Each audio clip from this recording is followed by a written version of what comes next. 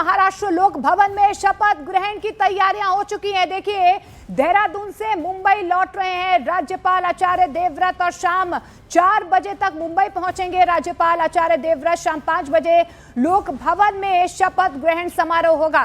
देखिए, शाम 5 बजे डिप्टी सीएम पद की शपथ लेंगी सुनेत्रा पवार। एक तरफ लगातार हलचल जो है एनसीपी में बढ़ती हुई नजर आ रही है, लेकिन दूसरी तरफ महाराष्ट्र लोक भवन में शपथ ग्रहण की तैयारियां पूरी कर ली गई हैं और इस बीच देहरादून से मुंबई लौट रहे हैं राज्यपाल। ये भी खबर सामने आ रही है, शाम 4 बजे तक वो मुंबई पहुंचेंगे और ये अब कहीं ना कहीं तय हो चुका है कि शाम 5 बजे लोक भवन में शपथ ग्रहण समारोह होगा। यानी कि पहली महिला डिप्टी सीएम सुनेत्रा पवार बनने जा रही हैं। अजीत पवार के आकस्मिक निधन के बाद लगातार जो है एनसीपी में भी हलचल बहुत ज्यादा तेज हो रही थी और अब ये खबर आ रही है कि राजभवन में तैयारियां पूरी कर ली गई हैं। विवेक ज्यादा जानकारी के साथ हमारे साथ जुड़ रहे हैं। विवेक, तो ये तस्वीर साफ हो चुकी है, शाम 5 बजे अब शपथ ग्रहण समारोह होगा। बिल्कुल सही कहा मोनिका आपने। देखिए, अब ये तस्वीर जो है बिल्कुल साफ हो चुकी है। आज शाम 5 बजे लोक भवन में महाराष्ट्र की पहली महिला हैं जो शपथ लेंगी और सुनेत्रा पवार जो हैं वो पहली महिला डिप्टी सीएम बनेगी। लेकिन उससे पहले ज्यादा तो हलचल है वो महाराष्ट्र के विधानसभा में है। आप मेरे पीछे विधानसभा देख सकते हैं। यहाँ पर विधायक दल की मीटिंग होनी है और एनसीपी के जितने भी तमाम विधायक हैं, नेता हैं और जितने भी लोग हैं वो सभी धीरे धीरे अब यहाँ पर पहुंच रहे हैं।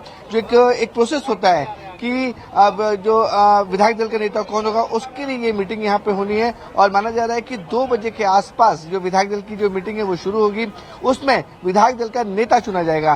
तो एक कह सकते हैं कि एक फॉर्मेलिटी होगी कि इसमें नेता कौन होगा, क्योंकि जितने भी जो लोग हैं, जितने विधायक हैं, सबने अपना नेता चुन लिया है कि अजीत पवार के निधन के बाद उनको कोई और नहीं उनको कोई और नेता नहीं बल्कि उनकी अजीत पवार की पत्नी सुनेत्रा पवार ही अब विधायक दल की नेता बनेंगी। वो नेता बनने के बाद उसके बाद जो सुनीता पवार है और जितने बाकी नेता है वो यहाँ से मीटिंग खत्म होने के बाद सीधे देवगिरी जाएंगे। देवगिरी अजीत पवार का सरकारी बंगला है, वहां पर एक छोटी सी मीटिंग होगी।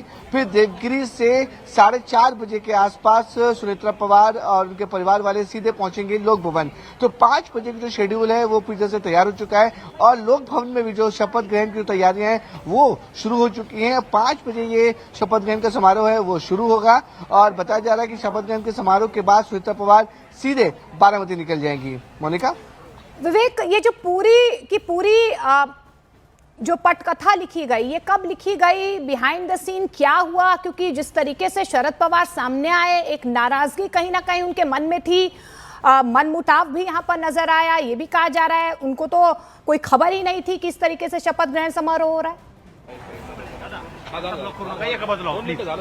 बिल्कुल सही कहा, माफ कीजिएगा मोनिका। आपने देखिए किस तरीके से जो शरद पवार ने आज सुबह प्रेस कॉन्फ्रेंस की और उसमें साफ तौर पे कहा कि उन्हें इस बात की बिल्कुल भी जानकारी नहीं है कि सुनीता पवार डिप्टी सीएम बनने वाली हैं।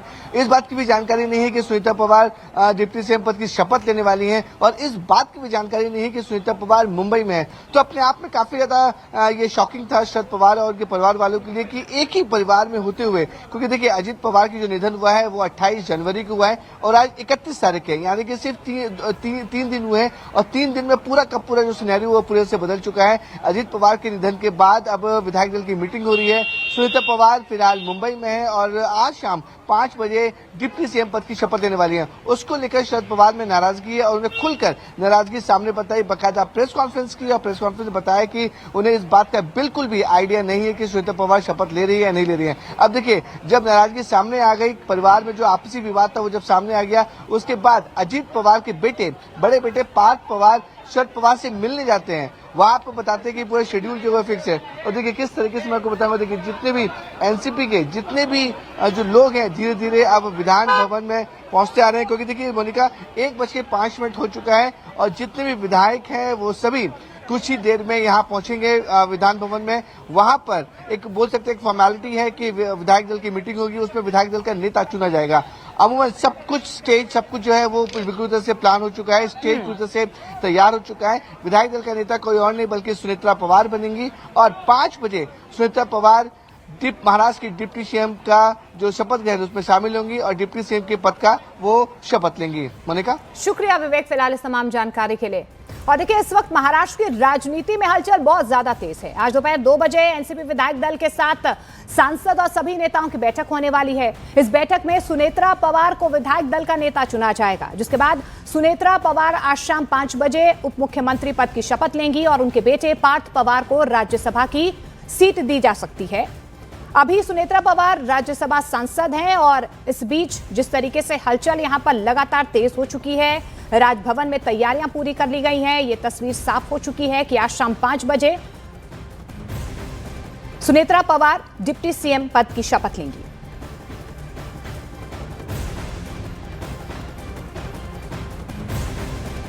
क्योंकि जो है लोगों का भी जो है यही इच्छा है और हमारे जो विधायक है उनसे भी वही मांग हो रही है और वो बिल्कुल सही है।